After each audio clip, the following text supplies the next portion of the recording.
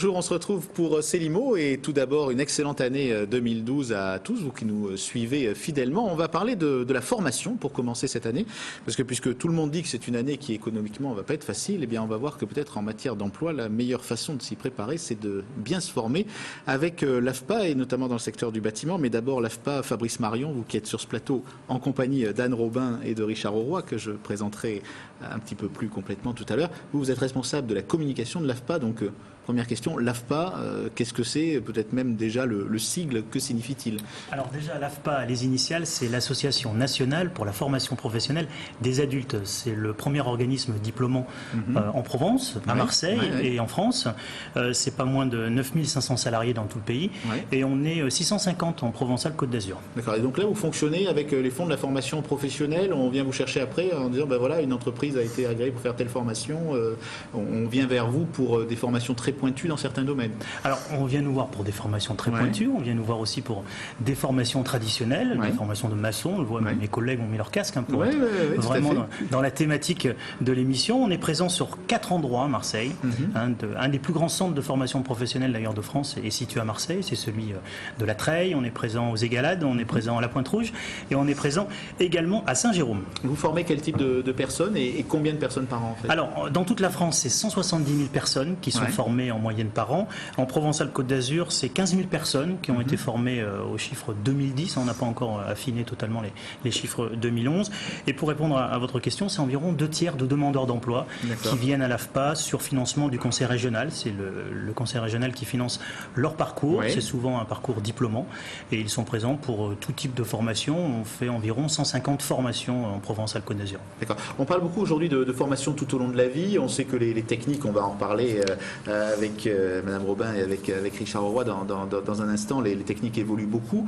Mais la formation, c'est avant tout quand même une base pour des gens, puisqu'on dit souvent que le problème de la région, c'est des emplois qui ne sont pas suffisamment qualifiés. On est plutôt dans cette logique de donner une qualification aux gens ou bien de les aider dans leur parcours à acquérir des compétences supplémentaires. Alors, en première chose, je dirais que l'AFPA, presque, c'est un peu du rêve parfois parce que ça permet à des gens de changer de vie. Des gens qui sont en difficulté, ça peut être des gens qui sont par exemple demandeurs d'emploi, mais ça peut être aussi des personnes qui sont mal à l'aise dans leur travail. Alors je pense par exemple à un banquier, ça va vous intéresser, après la crise de 2008, il y a un banquier on va les recycler dans le BTP, ça va leur faire plaisir. Vous ne croyez pas si bien dire. Après 2008, je l'ai croisé dans une formation qui était automatisme du bâtiment à l'AFPA de la Treille, et il nous avait confié que avant 2008, il avait un peu ruiné quelques-uns de ses clients, donc il le vivait très mal et puis il avait décidé complètement de changer d'horizon.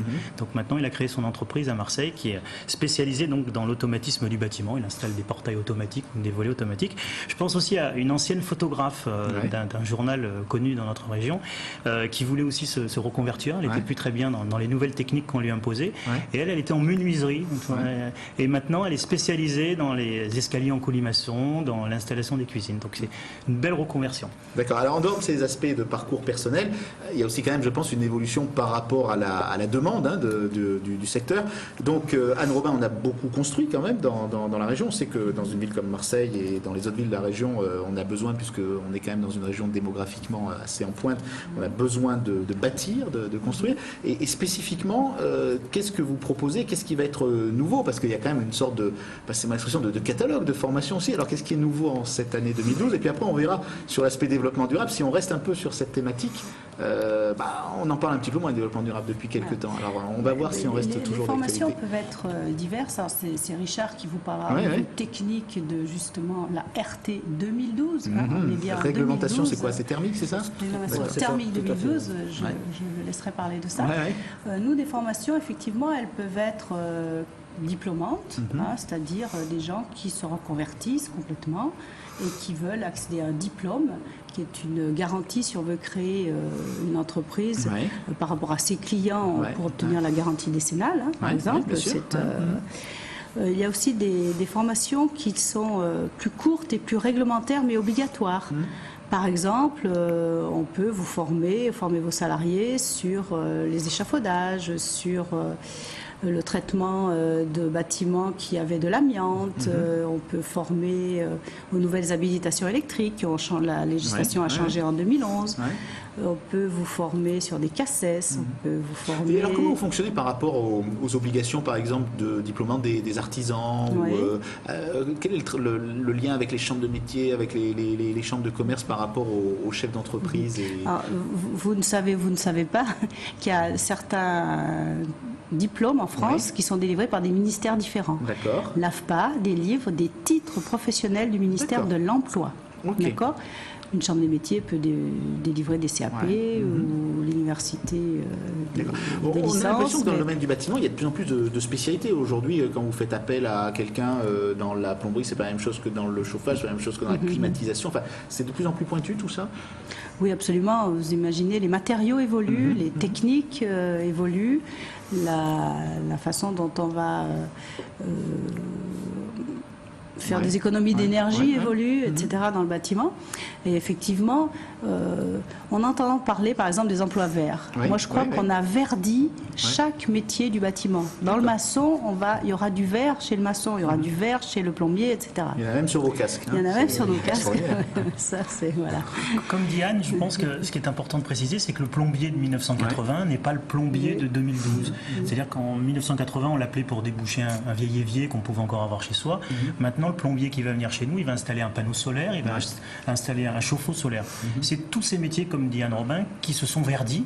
C'est-à-dire qu'ils sont obligés d'être complètement impactés par les nouvelles réglementations liées au Grenelle de l'environnement. D'accord. Alors Richard Auroy, ce Grenelle de l'environnement, on sait quand même, puisqu'il faut parler économiquement aussi dans cette émission, que ça a quand même surenchéri un petit peu le coût de la construction. Est-ce que par rapport à la situation économique qu'on vit aujourd'hui, par rapport au fait que sur le bâtiment, notamment sur le logement, il y a tout un tas d'avantages fiscaux qui disparaissent ou qui sont rognés, est-ce que le développement durable continue à être un sujet d'actualité et suffisamment pour que vous poursuiviez des formations et que les personnes qui sont formées ne se retrouvent pas dans une situation économique qui ne correspondrait plus à la réalité? Donc je répondrai naturellement oui, tout à fait, bien évidemment. Mais ce qui se passe, c'est que nous n'avons pas le choix, c'est dans un cadre réglementaire maintenant, c'est-à-dire que nous sommes obligés de consommer moins, de consommer mieux, et de faire disons, des constructions qui ont des empreintes énergétiques vachement moins importantes qu'avant. Oui, parce qu'on parle maintenant de bâtiments neutres, voire même de bâtiments à énergie positive. Exactement. Et ça, ce sont des normes sur lesquelles il faut former, je suppose, les professionnels. Exactement, c'est-à-dire qu'on ne peut plus maintenant, si vous voulez, pour travailler, le plombier séparément, en fait les maçons séparément, on est obligé, si vous voulez, de faire en fait un collectif, de manière à ce qu'il y ait des interactions entre tous les corps d'État. D'accord. C'est-à-dire que c'est la seule solution pour arriver en fait à gagner le pari. Les marchés aujourd'hui, c'est la construction neuve, c'est aussi la rénovation, on en parle beaucoup dans notre région, la rénovation urbaine. Disons que le but serait de faire de la rénovation en fait à outrance, de ne pas en fait recréer de nouvelles structures, mais ce n'est pas toujours possible et c'est souvent assez cher, c'est-à-dire que la réhabilitation reste quand même assez chère. La formation, c'est vraiment le sésame qui permet à quelqu'un soit de progresser d'entreprise, soit de créer son entreprise, soit même de rentrer tout simplement dans une entreprise qui existe déjà. Oui, parce que ça évolue hyper vite en fait, et donc on a besoin de compétences et puis donc il faut se former. Alors ces formations, elles ont quelle durée? Comment ça fonctionne en fait une formation à l'AFPA? Ça peut être divers et varié, mais ce qui permet de rentrer justement en relation et d'avoir le pied dans la porte dans l'entreprise, c'est l'alternance. C'est-à-dire qu'on va alterner entre des périodes chez nous et dans l'entreprise. Alors par exemple, on a des actions qui démarrent assez vite dans le temps pour des carreleurs sur Marseille-Latreille. Pour des monteurs-levageurs, on a une formation qui a commencé hier où il reste quelques places. Un monteur-levageur Ça construit une structure en charpente métallique. Voilà, ça construit aussi les plateformes pétrolières, c'est important. Les plateformes pétrolières, c'est un métier qui recrute beaucoup. On connaît les plateformes pétrolières et leur fort développement un peu partout dans le monde. Et puis on a des places pour une nouvelle alternance qu'on va monter là au printemps de certificat de qualification de façadier enduiseur en alternance. Ça, c'est pour répondre aussi aux nouvelles normes énergétiques, c'est-à-dire où on va favoriser l'isolation thermique par l'extérieur des bâtiments. Et après, ces bâtiments, ils ont tous, on le voit maintenant un peu comme un réfrigérateur. Quand on achète une maison, on a des codes avec différents indicateurs énergétiques. C'est vraiment aujourd'hui quelque chose de très pertinent, ou est-ce qu'on n'est pas un peu en avance par rapport au marché réellement? Disons que dans l'idée, effectivement, c'est quelque chose de super. Bon, maintenant, c'est vrai qu'il faut le mettre en application assez sérieusement. Ouais. C'est pour ça que maintenant, on impose qu'il y ait de la thermographie infrarouge, qu'il y ait des tests d'infiltrométrie pour que justement les maisons soient étanches. Ouais. Alors cette réglementation thermique dont on parlait, puisque c'est l'événement de 2012, dites-nous en quelques mots. Alors en fait c'est une série de réglementations, si vous voulez qu'on a commencé à peu près des années 70 avec les chocs pétroliers, et puis qui se continuent tous les 5 ans en fait à peu près. Donc là on est à 2012 maintenant. Donc c'est-à-dire que ça reprend en partie, si vous voulez, pour la 2005. Sauf qu'à chaque fois, on va un peu plus loin. Donc, c'est-à-dire que là, on doit avoir une consommation en énergie primaire qui doit être inférieure au égal à 50. D'accord. C'est-à-dire 70 kWh par mètre carré de chaune et par an, etc. pour ceux qui comprennent. Et on doit avoir une température intérieure de confort qui doit être à une certaine température, éviter la climatisation si possible, et surtout utiliser que des matériaux, disons, biosourcés. Oui, d'accord. Oui, donc c'est quand même des choses qui sont très liées à cette notion de verdissement de l'économie et de l'hôtel de l'environnement dont vous nous parliez tout à l'heure.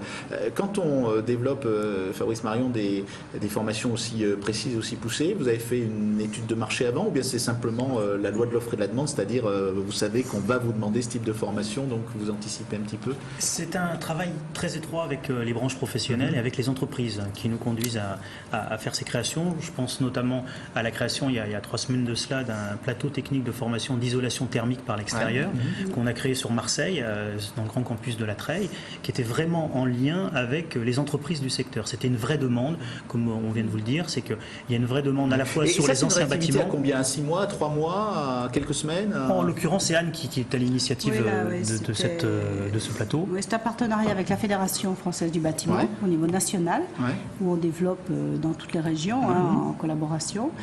Et c'est une réactivité, à 6 mois, parce qu'il faut quand même investir dans les plateaux techniques, il faut former nos formateurs eux-mêmes pour qu'ils soient à la pointe de ce qu'ils vont enseigner. Voilà, c'est à 6 mois en gros. Et maintenant, on est en capacité ici à Marseille de proposer des formations très pointues à toutes les entreprises, mais également aux personnes qui veulent se reconvertir, d'être en pointe sur cette technique-là. C'est important parce que, comme on disait pour le plombier tout à l'heure, quelqu'un qui était peintre il y a 15 ans, c'est pas le même peintre maintenant. Avant, on lui demandait juste de refaire une salle de bain, une salle à manger.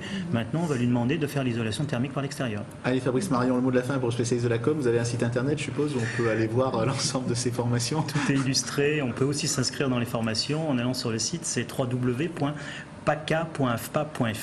Et on a aussi un numéro vert, il y a des standardistes qui peuvent vous répondre de 7h30 le matin à 19h30 le soir. C'est 0800 02 8000. Merci d'être venu donc nous parler de ces formations dans le BTP. Puis à très bientôt et encore une fois, bonne année 2012. Merci à vous. Merci.